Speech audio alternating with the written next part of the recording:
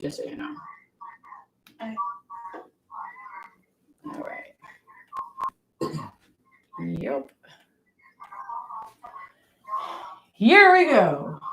And we are live, y'all. Welcome to Isabel Explains. Thank you, Molly, for being here on time, by the way. Today, we're going to be answering a few questions. The first one is going to be, we're going to be dealing with slope linear equations. And then after that, we're going to be talking about tips and tricks on how to solve word problems, actually, more efficiently and easier. So this is something that you're probably, Molly, you're probably going to be benefiting from, even though this was sent by a 9th grader. You'll probably benefit from it. Would you mind muting yourself until it's... I hear a lot of background noise. Sorry. Thank you so much.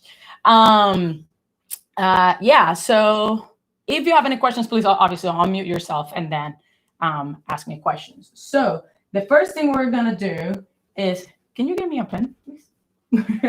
I forgot to get a pen. Look at that. Because I don't want to use a marker on the page. But thank you. So this is the homework that you sent me, and you said, or you pointed out on the exercise that this guy is walking away from a booth, right? And this graph simply graphs what the distance is going to be. So this is going to be time right here, and that is in seconds, correct, Molly? Yes, I believe it's in seconds. Yeah, it's time in seconds, and this is going to be the distance from the booth, and that is in, what is it, meters or feet? Meters. Okay, so this is going to be the meters, distance from booth in meters. So they're giving her just this piece of the graph, right? So she needs to answer 4 questions. The first one is, how far away from the ticket booth was William after 1 second, right? Label the point on the graph that shows this information when it with its coordinates. And then what is the constant of proportionality, which is just a fancy name to say the slope, right? So constant of proportionality, we're just going to think of it as the slope for the relationship between the time and the distance of this guy. What's his name? William, from William. And what does this tell you about William's walk? All right, so the first thing that we have to recognize is that this is a linear equation, right? And pretty much, or not pretty much, any linear equation can be written as y equals mx plus b, right? Can you see that fine, Molly? Give me a thumbs up. Yes. Okay, cool. So y equals mx plus b. We know that the m is the slope, right? And we know that the b is going to be the y-intercept. Now, what does this even mean, right? Well, the slope is that constant of proportionality. Basically, when we have distance divided by time, what that is simply the speed, right? How fast is William walking away from the booth, right? That's all there is to it. And the b is going to be how far he was when he started, right? How far from the booth was he when he started at time 0, right? Like when we started recording his time, right? Because just because, I don't know, we could have started recording the time when he was 20 feet away from the booth, or sorry, 20 meters away from the booth, or whatever, right? So we don't know, but we can calculate that based on what we're given. All right, so we know the point 40, 50, but we also know the point down here, right? We also know 1,000 other points in here in between, right? Because there's an infinite amount of points in between, but we're just going to choose what's easier for us, right? We're going to choose the simplest point. So this point right here, Molly, can you tell me what point that is? On your thing, because I know you have a copy of it.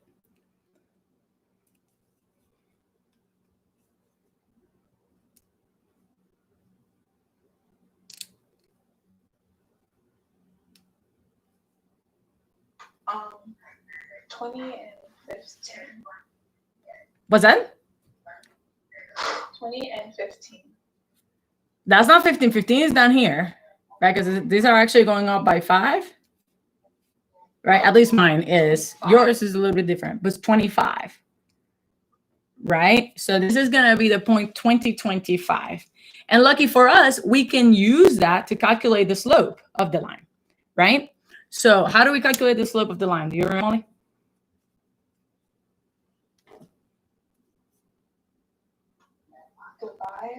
Divide what? Wait, what's the question again? What is the slope of the line? The M. Divide 20 and 25. You mean like just 20 over 25? Yeah. Or something along those lines? You're close. You're close. So the formula for the slope, all right. So we know the easiest way to remember this, all right, is that we know that the slope is the rise over the run, right? You heard that before? Yeah. All right. So we have the rise, not rice, because you're not going to eat it, right? Over the run, right? So the rise over the run, we can do this multiple ways, right? And since we have the graph, we can use a visual aid for it. So the rise would be like, let's suppose the way I like to think about it. Have you ever been to New York? Yes, no, yes? No. You've never been to New York? Okay. Yeah, that's okay. It's huge. You get lost. But anyway, the cool thing about New York though is that all of the streets are parallel, right? Like all of them, it's like a huge grid, pretty much, right? So the way I like to think about it is like if I am at this store or whatever, and I gotta go to this store in New York, unless you're Spider-Man and you can, jump over the buildings, right? You won't be able to get there that way, okay? So the easiest way would be that you go all the way up, right? You follow this street all the way up, and then you follow this street all the way to the right, and then you get to that other location that you want to go in New York, right? I mean, you could do a bunch of other streets in between or whatever. But for the sake of this exercise, we're just going to go all the way up and all the way there because you don't want to get lost. All right. So how many streets up, basically, do I have to go for me to go from street number 25, right? Because this is my Y, from street number 25 all the way to street number 50. How many streets is that?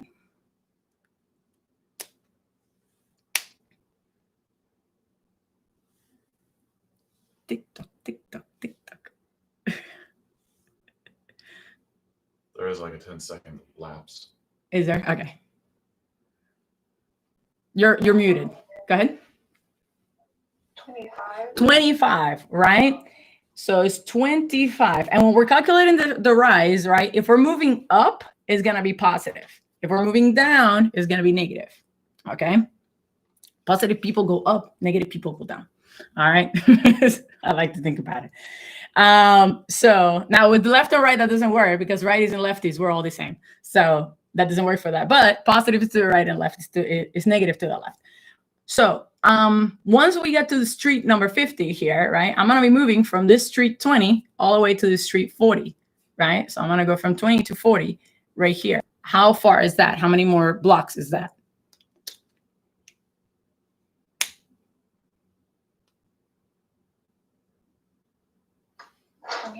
20 more, right? It's a great workout, by the way. And that is normal in New York. So yeah, is it going to be positive or negative?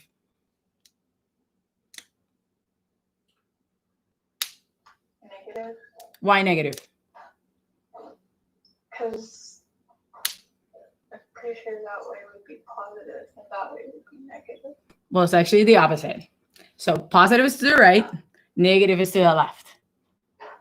Okay, so yeah, that's what I was saying. It doesn't work for righties and lefties. It's like negative, lefties are negatives, all right, and righties are that doesn't work that way. I'm ambidextrous, so it doesn't really matter.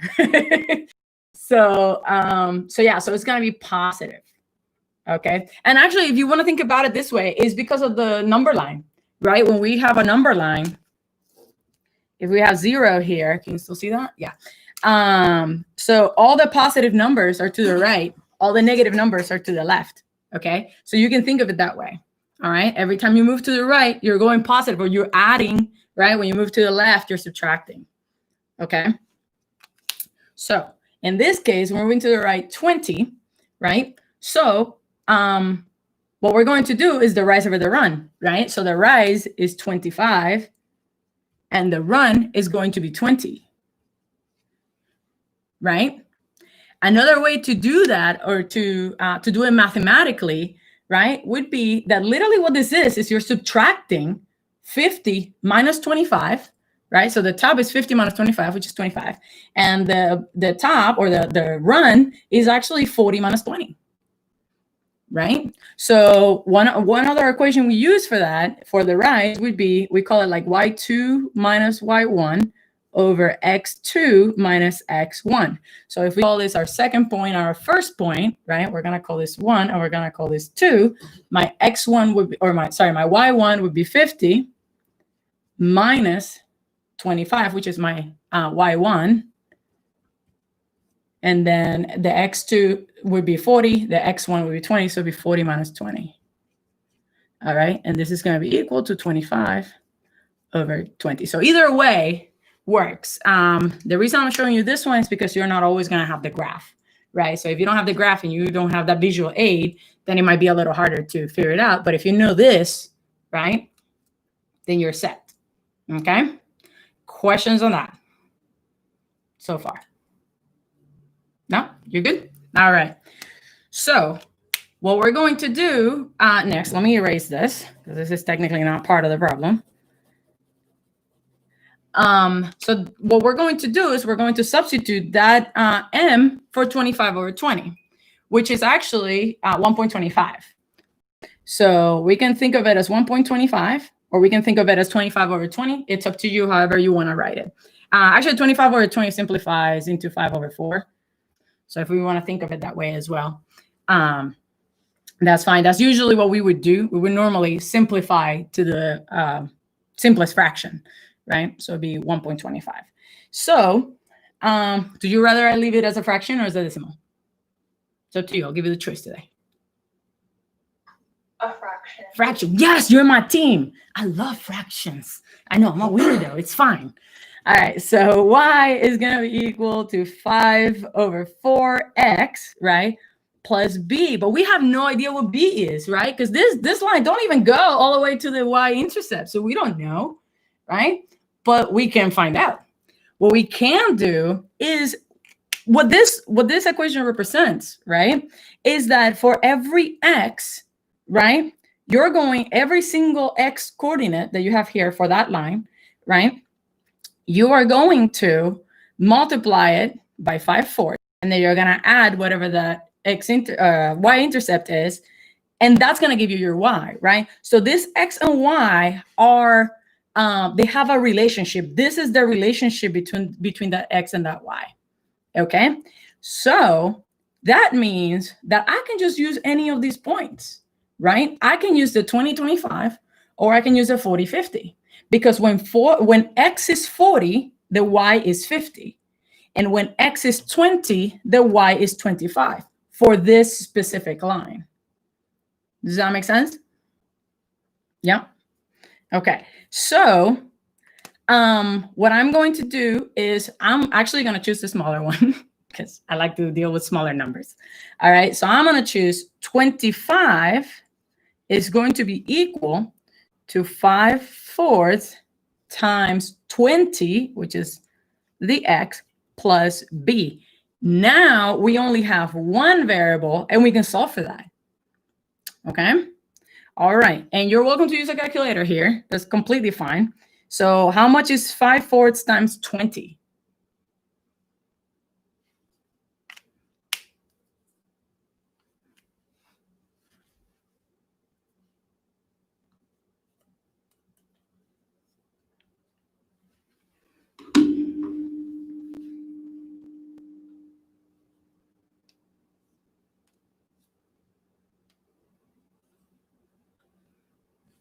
I'm gonna do my little dance in the meantime.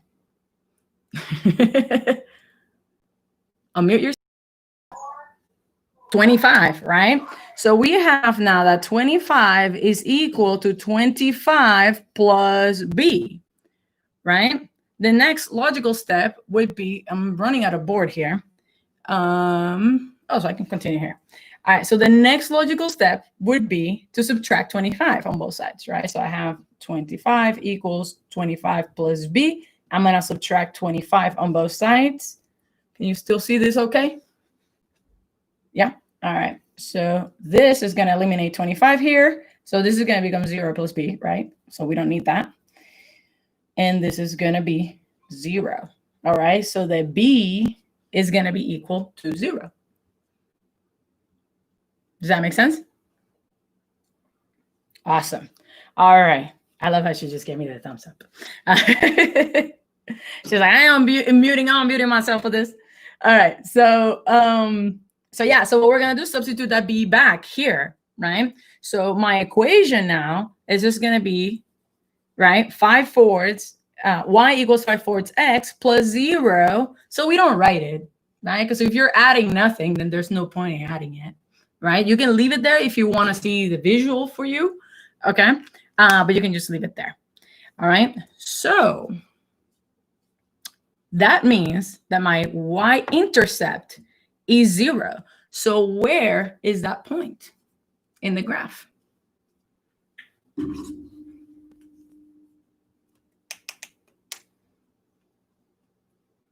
Where would it be? What's that? Bottom, like at the very, very bottom. What is that called? I love how all of my students forget the name of it. All of them. It's awesome. It's hilarious. The origin.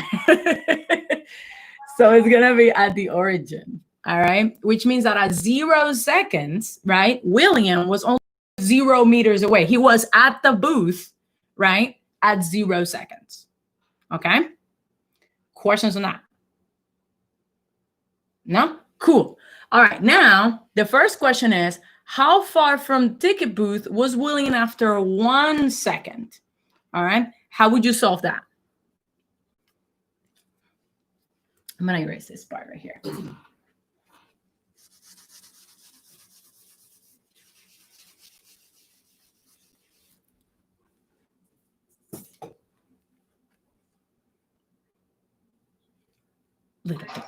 Would you take the 25 and go down to the 1?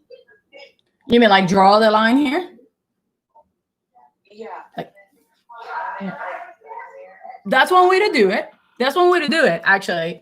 You could literally just grab a ruler, right? And, finish tracing the line all the way from 0 to the 25 point, right? There's only one problem with that. At least for the graph that I have, well, actually, this one would show, I think. No, it doesn't. Because the only problem that would have is that depending on the, what is it called? The division, I guess, or the, it's not called the range. I forget, I'm blanking out. But it's okay. Depending how the grid is set up, right, you may not have an accurate number to compare it to. Okay, like for example, this one is going up by 5s, right? So at 1 second, when I hit 1 second here, it might fall like right in between the 0 and the 5, and I don't know exactly what point would be.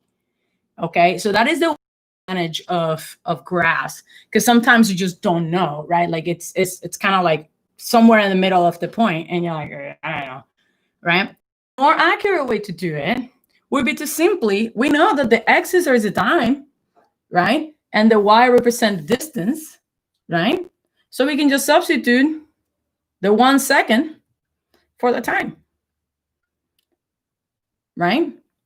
So does that make sense? no. Okay, so remember that, so let me rephrase this. So we said that when x is 20, y is 25, right? So what that means is that at 20 seconds, he was 25 meters away from the booth. Does that make sense? So at 1 second, how far is he going to be away from the booth? That is the question, right? So when x is 1, what is the y?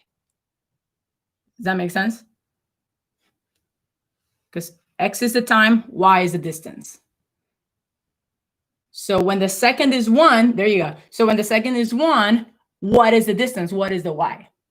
Okay. So I like to, personally, when I have stuff like this, I don't like to write it as x and y.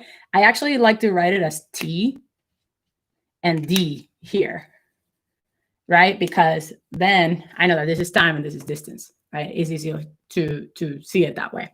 All right. So when the time is 1, what is the distance, right? What is the d? Okay. So all I'm going to do, so I'm going to change this here too.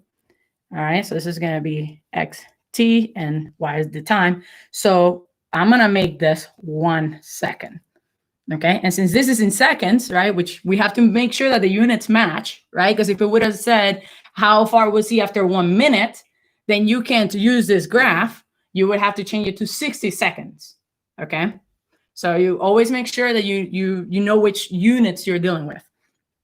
All right. So 1 second. So the distance is going to be 5/4 times 1, right? Because it's 1 second.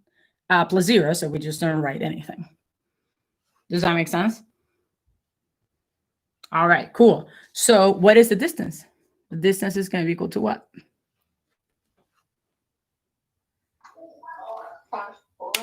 5/4, right? Or 1.25 meters. Okay, so 5/4 of a meter or 1.25 meters. That's how far he was after 1 second. Because he was walking at 1.25 meters per second. Does that make sense? Cool. Awesome. All right. So the second question is, so we know this is going to be 1.25 meters. The second question is, label the point on the graph that shows this information with its coordinates, right? And that would be what you would have to do, right? So you would have to trace it here. It's gonna suck. So let me just give you the warning right now. I should have had a ruler with me. Assistant, where's my ruler? It's okay. It's too late. Never mind. I love you all the same. All right. So what we would do is find the 1 right here, right? I know this is super tiny. But we would find the 1 and, just plug in that point. Whatever that is in your graph, even it's not gonna look perfect. Like even if you find the 1, which I don't think you will exactly on your graph, you might actually. I'm trying to remember what it looked like originally, but the point is not gonna fall. Thank you. The point is not gonna fall exactly on another dot because I think yours is going up by 10s or by 5s or something like that. So it's not gonna. It's just gonna show somewhere in there. Okay, so don't worry too much about that. Questions on that? No, you good? All right. So, so we got that. And then what is the constant of proportionality? Dun, dun, dun, dun. You're muted.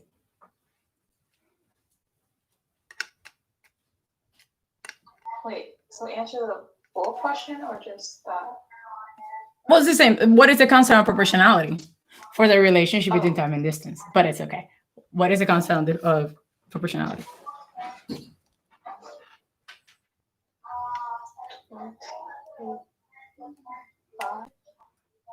What? Say that with a little more confidence. Come on, you got this. 25. 25 or 1.25? 25. 25. Why 25? Is he going 25 meters per second? Is that how fast he's going? Because if that's how fast he's going, that man is fast. He's leaping like a gazelle. All right. No, that's a slope, right? That's why I wrote it here. The constant of proportionality is just a slope of the graph, right? So what is the slope of the graph? 1.25. 1.25. That's the constant of proportionality between for the relationship between the time and the distance that William is walking.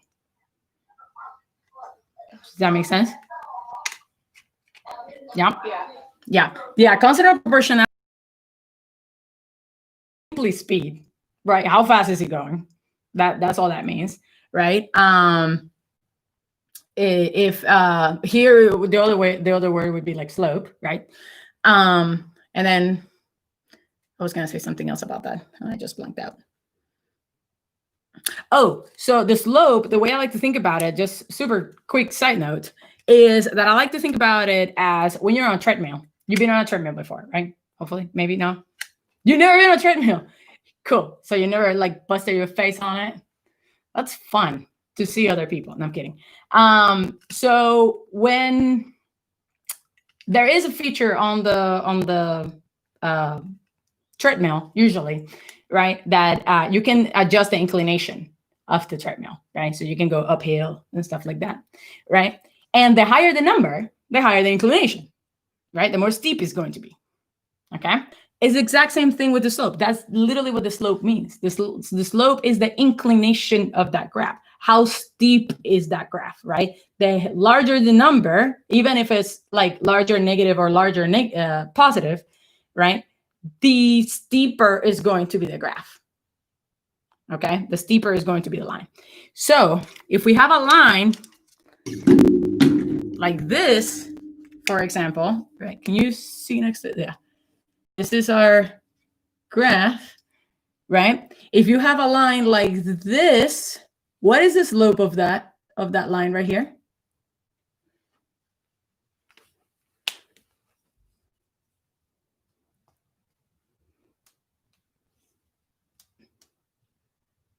Five, four, three, two, one.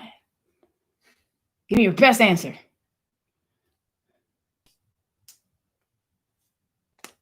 You're muted. Was that?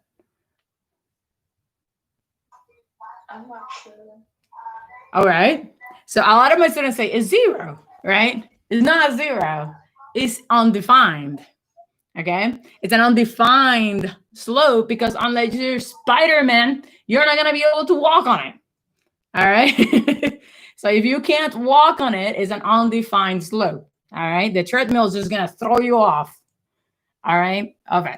So it's undefined. The treadmill will go that high. Okay. Now, what would be the inclination of this graph, of this line? It's supposed to be flat, by the way. I know it's terrible drawing, but it's supposed to be flat.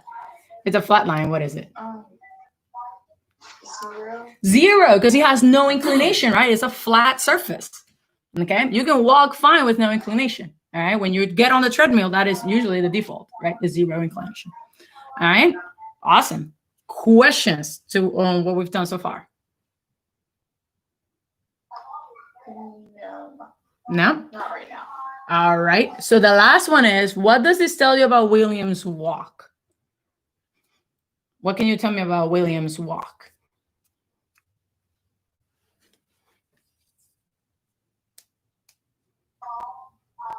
That he walked.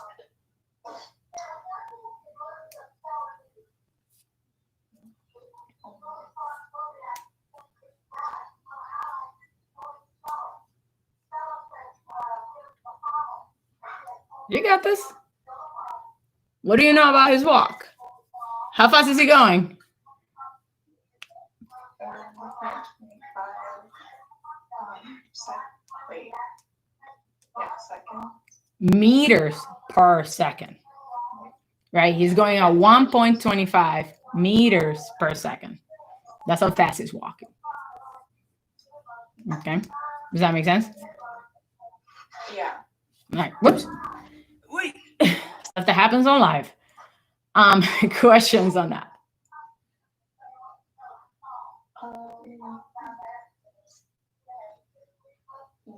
No? All right. Cool. So, any other questions? No? All right. So, we're going to move on then super quick to the other material that I had prepared for today. And you are welcome to stay because I think this is actually going to be very beneficial for you as well. It is basically, how do you like word problems?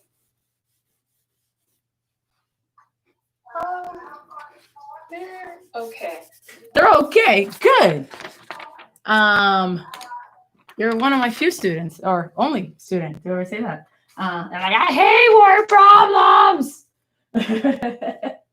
But that's all I right. mean, they're not that bad. I just take out like the most important information and use that. Yes. Okay, so you should teach this lesson right now. All right. So, so Molly, on to you. No, I'm kidding. Okay, so like Molly said, right, the most important thing when you're doing a word problem is literally just find what is important about it, what is relevant about the problem, right? Because sometimes they're going to tell you things like, well, in Yellowstone, the highest mountain is this much. And then they're talking about the depth of their, what are they called? Glaciers, whatever. You know what I'm saying, right? And then it has nothing to do with the height of the mountain. Right? Like it's completely irrelevant. All right. So you have to, the first thing that you have to find out is what is important and what is relevant about those word problems. Right? The quick tricks I have for that one, actually, let me pull it up real quick because I have it here on whenever my computer decides to load. Where are you at? So one other trick that I use a lot is that all right, that is an equal sign. Literally anywhere you see is, bam, that's an equal sign. Okay, every time you see something like it's greater than or is less than something, what you got to do is put that less than or plus sign, right? So actually, we're gonna see that in here, but what we're gonna do is put it after that. Okay, let me see what other tricks did I write down that I forgot to print out. Look at me, so irresponsible. All right, so all right, so come on. All right, and also know that for every single word problem is gonna have at least one unknown variable. Right? And in order for you to solve it, right, in order for you to solve it to have like an actual numerical value, you need to have at least one equation per value, per variable. Okay. So if you have only one variable that you're solving for, then you only need one equation, right? But if you have two variables that you're solving for, you need to, otherwise you're just gonna have to leave it expressed, as the variables, because you don't have enough information to find out what the value of variable A or variable B is. All right. Does that make sense, Molly? Yeah, cool. All right. So, so anytime you see anything like twice as much or times that, right? Something more times or whatever. What is it called? Like times as much. Sorry. So times as much or anything like that. That is just multiplication, right? So you're just gonna throw that number in front of that variable, right? So it's like 3 times as much. Well, that would be like 3x or whatever the variable that you have chosen is. And the word "and" usually means that there is a second equation coming up.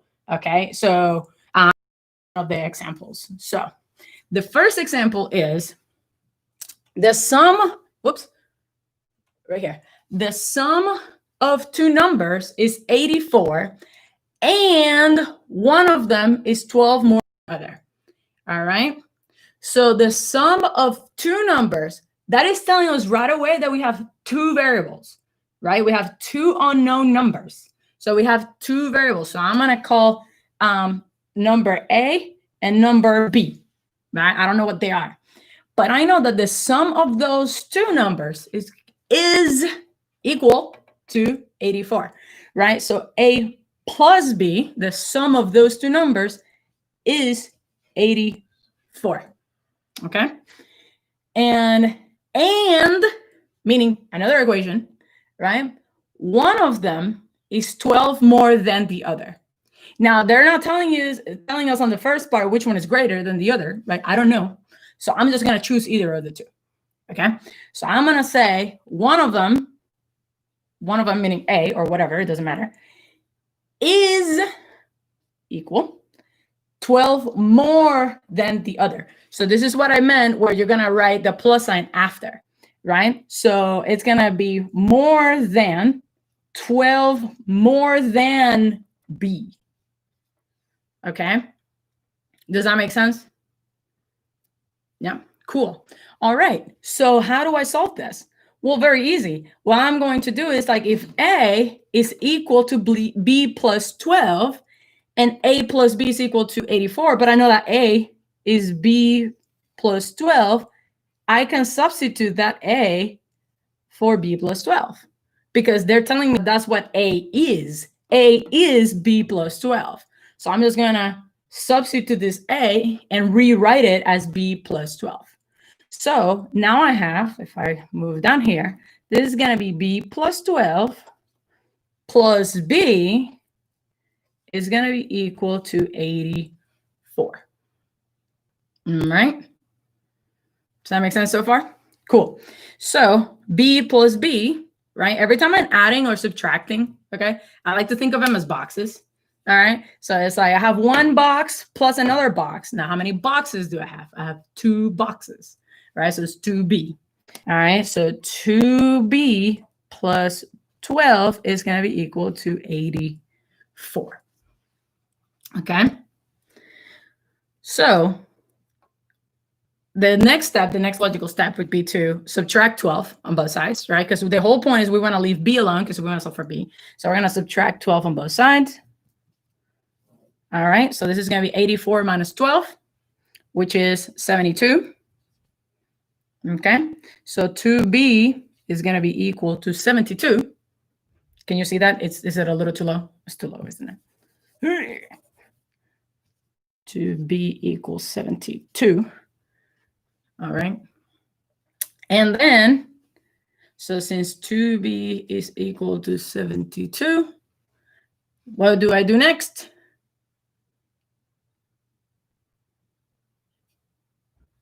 Divide them.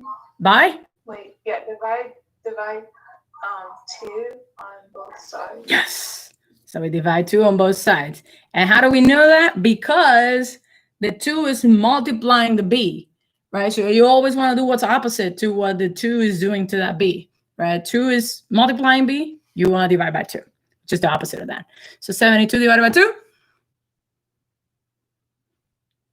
That's okay. 36. B is equal to 36. Okay. So we know what one of the numbers is, right? We have 2 numbers that we have to figure out. So what would be the second number? Well, I can do it 2 ways. I can either substitute the B up here, right? And say A plus 36 equals 84. Or I could just use this one. I already know that A is isolated, right? And it says that A is equal to 36 plus 12. Right? So that B, which is 36. So A is going to be equal to 36 plus 12. So A is going to be equal to 48. And that is my 2 numbers.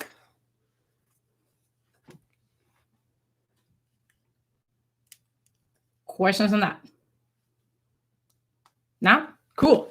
All right. Moving on to the second exercise. I need a better eraser. I really do. All right. This is example number 2. All right. So example number 2 says the sum of 2 consecutive numbers is 37. Right? Now, this one is one that trips up a lot of students, right? Because we're like 2 consecutive numbers. I don't know. Like, I need to know what number it is. You don't, because you know that every single number that goes after another number is that number plus 1, right? I don't know if that made any sense. But for example, 5 is 4 plus 1, right? 6 is 5 plus 1, right? 7 is 6 plus 1, and so on and so forth. Every single number is 1 more than the previous number, right? Consecutively, right? So consecutive numbers. So I know that the sum of these 2 consecutive numbers is going to be 37. So I know that the first number, I'm just going to call it A, right?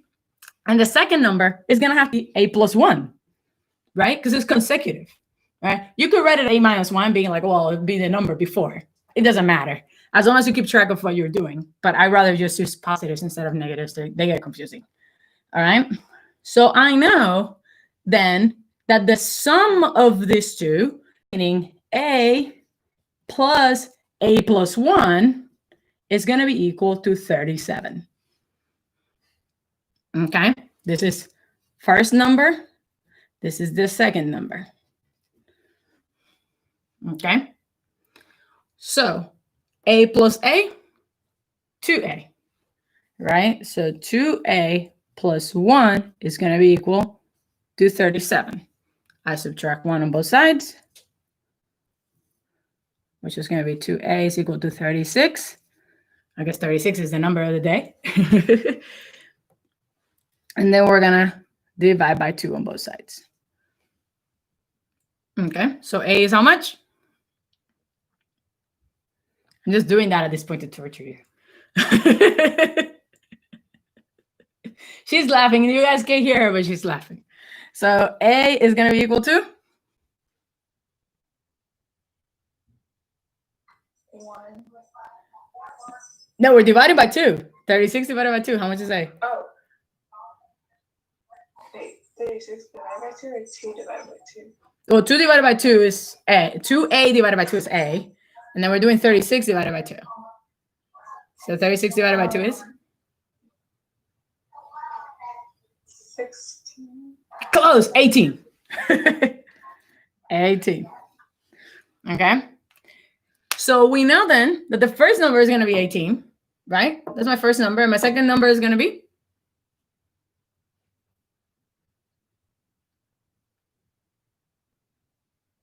$37. No. We have 2 consecutive numbers. The 2 consecutive numbers add up to 27. To 37, sorry. The first one is A. The second one is A plus 1. So if this first one is 18, what's that?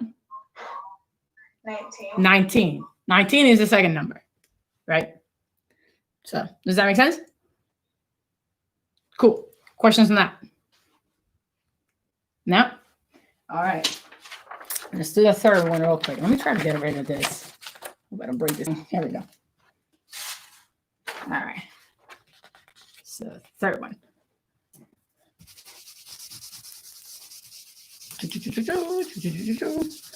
All right, here we go. So the sum of 2 numbers is 84, and one of them is 12 more than the other. Okay? So sum of 2 numbers is 84. We know we're going to have 2 different numbers. I'm just going to call them A and B. Okay? The sum of those 2 numbers is 84. So how would I write that? A plus B equals 84. A plus B equals 84. Bam. Right? And it says that one of them is 12 more than the other. Right? So what are the 2? Did we not do this? Wasn't this the first exercise? Oh, I missed out the second one. We just did this. We just did this one. I made a boo-boo. Well, anyway, it's okay because we already did it, so you know how to do it. So A plus B is equal to 84, and then how do we how would we do the second part? One of them is 12 more than the other? You do A plus 12. Or B plus 12?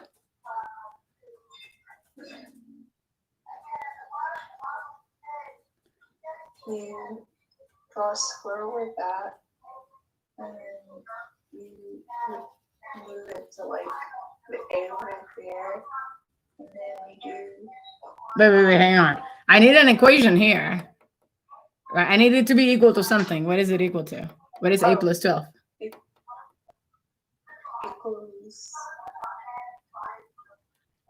One of them is 12 more than the other.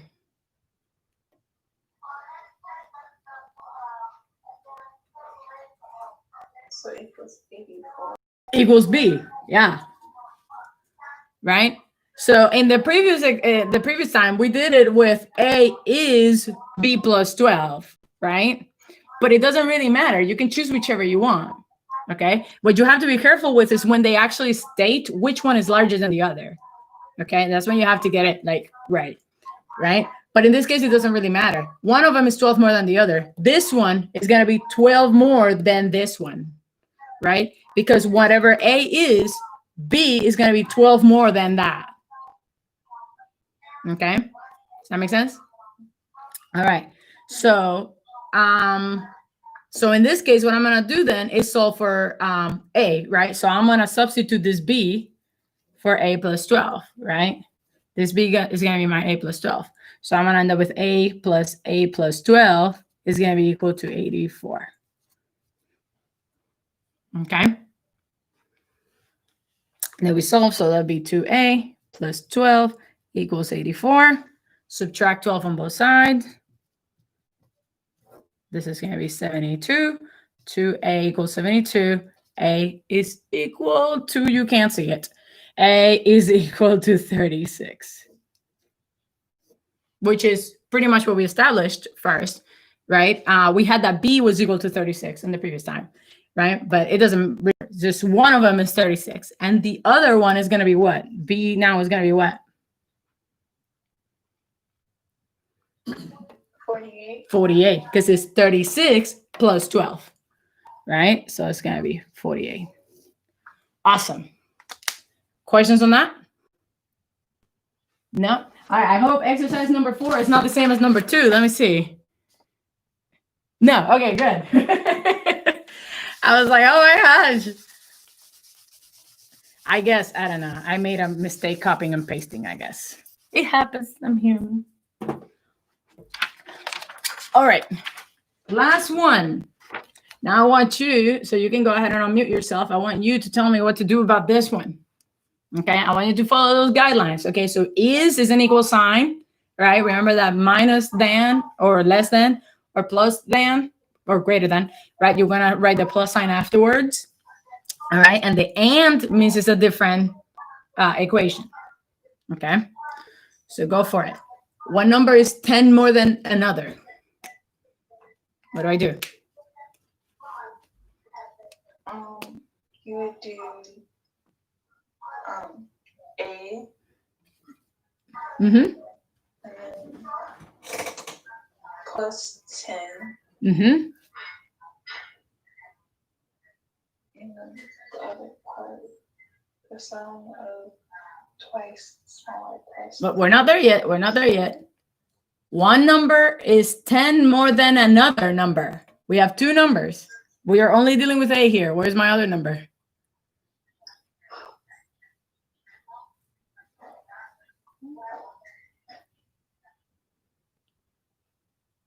I'm going to do the dance in the meantime.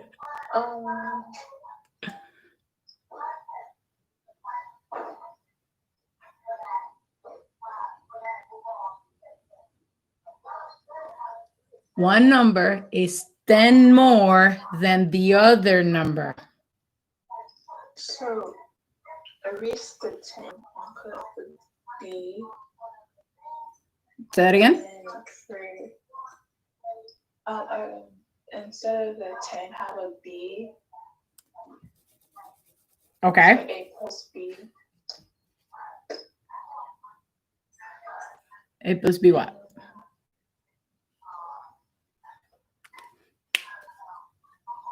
Use one of the numbers and do plus. Okay, so A plus 10 is equal to? We have to have an equation. Something has to be equal to something, because otherwise we can't solve it. Right? So let's follow the guidelines. Let's stop right there and let's follow the guidelines real quick. Right? So I mentioned, where's my pen? I mentioned that time you see the word is, this is an equal sign. Right there, right off the bat. One number, I'm going to call this one number A. All right? 10 more than another number. I'm going to call this number B. Okay? So A is this number plus 10. Because this number, one number, is going to be 10 more than B, than the second number. Does that make sense? So A equals 10. Plus B, right? A is 10 more than the other number, right? So B plus 10, because no matter what this number is going to be 10 more than that, right? So if this was like 20, well, then A is 30, because 20 plus 10 is 30, right? Or whatever the number is, okay? So A equals is 10 more, right? So we always write whatever that more than what? More than B, more than that second number. Okay, cool.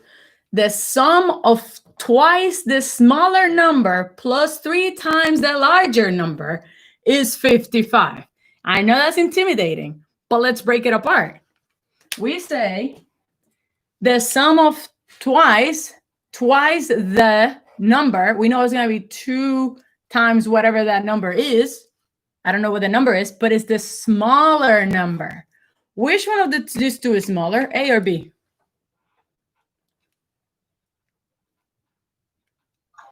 We don't know yet. Yeah, we do.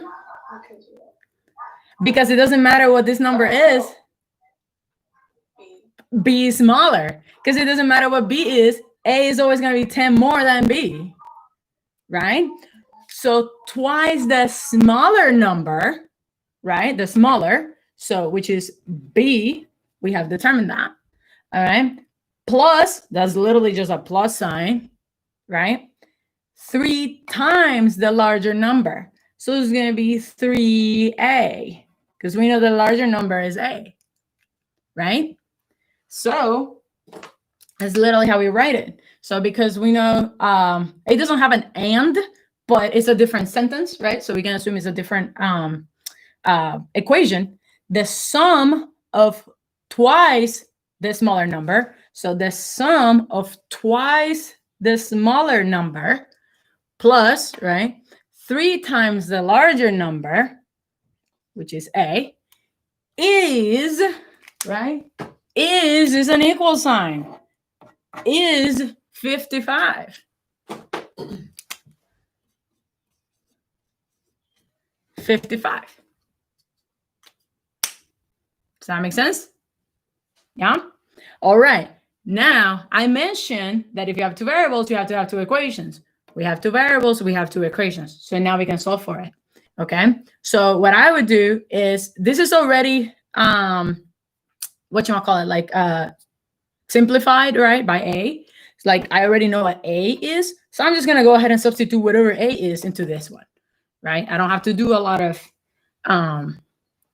calculations or none of that. So I'm just going to rewrite this into this A, because that's what A is. We know that A is B plus 12, plus 10, sorry. So we know that 2B plus 3 times B plus 10 is going to be equal to 55. Okay? What do we do first? PEMDAS. What do we do first? You do 3 times B and 3 times 10. Hallelujah! Dude, you're literally the first student who doesn't say it's 3B plus 10. I'm like, it's not 3B plus 10, it's 3B plus 30. Don't forget about the other guy. All right, so 2B plus 3B plus 30, right? It's 3 times 10. That's going to be equal to 55. Okay? 2B plus 3B. 2 boxes plus 3 more boxes. Molly? That would be 5B. 5 boxes, right? 5B, or whatever that is, right? And that's going to be plus 30 is going to be equal to 55. All right. So what's the next logical step?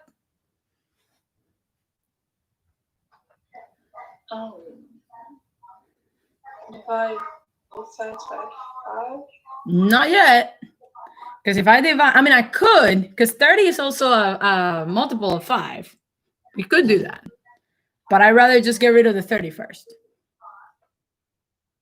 Okay. Does that make sense? Yes, no, yes. So subtract Subtract what? by 5. No, subtract 30. 5. Well, 30 minus 5. And then. No. Subtract 30 on both sides. So I'll subtract 30 here and subtract 30 here. Right? I don't think we can see my finger. Sorry. It's too low. So sorry. I have 5b. Can you see that? Yeah, 5b plus 30 equals 55. Is that better? Oh, it's like taking off over there, apparently. That's okay. A little bit, but all right. So 5b plus 30 is equal to 55. So the easiest thing would be to just subtract 30 first. Right? So if I subtract 30 here, subtract 30 here, that's going to leave me with 5b, because this is 0, right? Is equal to 55 minus 30, which is?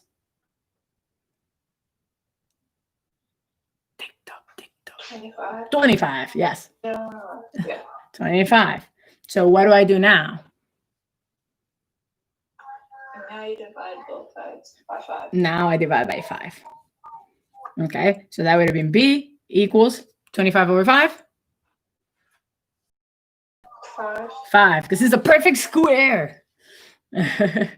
So b is equal to 5. Now we found b, now we got to find a, right? So a is going to be what?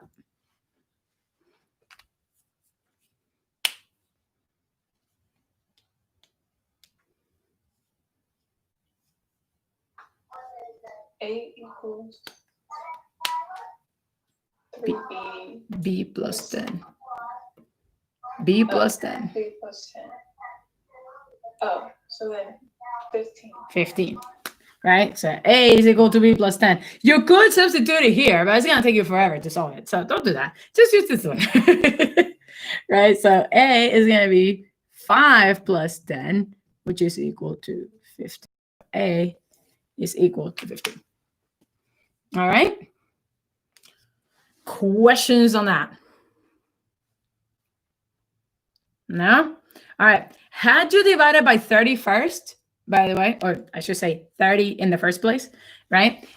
You would have ended up with 5b.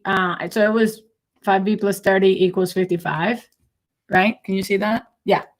So let me do this like a little tiny box here. Had you done that, it's not a downside because in this case, it would have actually worked. But the only problem with that would have been that you would have had to divide also the 30 by 5, right? So it would have been 5b over 5 plus 30 over 5 equals 55 over 5. Okay? Because this is a sum. When you have a sum, you have to divide both of them, right? So we would have b plus 6, right, equals 11, because 55 over 5 is 11, right? And then you would have subtracted 6 on both sides, and you would have been left with b equals 5. So you would have reached the same answer, okay? That is not a problem. You would have reached the same answer anyway. I just want to make sure that you're careful and mindful about that, that if you divide by 5 first, you also have to divide by 5 the other number. And in this case, it would have worked because 30 is a multiple of 5. But if it wasn't, it would have been stuck with a fraction, right? Or a decimal point or something like that. Okay, so that's why it's so much easier to just subtract the number to the other side first and then divide. Okay, cool. Any other questions? It's been an hour, y'all. Woo! This was supposed to be like 30 minutes. But that's all right. Any other questions? I don't think there's any more. I think that's it. All right, cool beans. So was that helpful? The whole like is the equal sign and the and is a different equation, stuff like that. Cool. All right, awesome. Yeah. So yeah, thank you so much for coming. I gotta do the raffle real quick. So it was you and another girl that filled up. I didn't make this, my husband did. So I have no idea who is who. So I can't cheat and be like, oh, Molly. I don't know who's gonna go on. But the other girl's name was Annika from Tennessee. She wasn't able to join us today. I'm not sure what happened. I'll probably follow up with her. But let's see. They're all folded, by the way. I can't see them. Look, I can't see. So what we did was, so it's only 2 numbers. So I hope this is what he did. I because husbands don't do one thing and they do whatever they want. Now he's looking at me all mean. You just write their names. And I said 3 of each. Yes, there's 3 of each. There's 3 of each. Okay, good. I love you. I just love messing with him. Anyway, so I did 3 of your name and 3 of Annika's name. I hope I'm saying her name right. I don't know. Was the other person in the raffle. So we're gonna see. So he wrote them, so I don't know who's who. Let's see who won the 30-minute free 101 lesson with me. And it was actually Annika. So here you go. Like, you can't see that because it's blurry, but that's okay. So Annika won the 30-minute free lesson, so I'll contact her. If she happens to not claim her prize, then I'll just give it to you, I guess. But you just had a whole hour with me. So I hope this was helpful, you guys. For everybody else on the live as well. As Molly, thank you so much for being here, staying here for a whole hour. And yeah, I will see you guys on my next live. I have another live next Saturday as well. I know a lot of people would have already been done with school. So I can do, it's for science or math. I can either do anything that you guys want to catch up on after, like, hey, this is what I did in my exam, last exam or whatever, that I didn't understand or anything like that, to make sure that you start the next semester strong. Because math, especially math, but also science, if you miss a gap, right, of something that you didn't fully understand, it's going to pile up on top of it, right? And then everything that gets, more advanced, then it's just going to be a disaster. But yeah, I'm here for you guys. This is why I made this channel, to provide some sort of free tutoring for you guys. And I hope to see you next Saturday. Bye. All right, let me disconnect.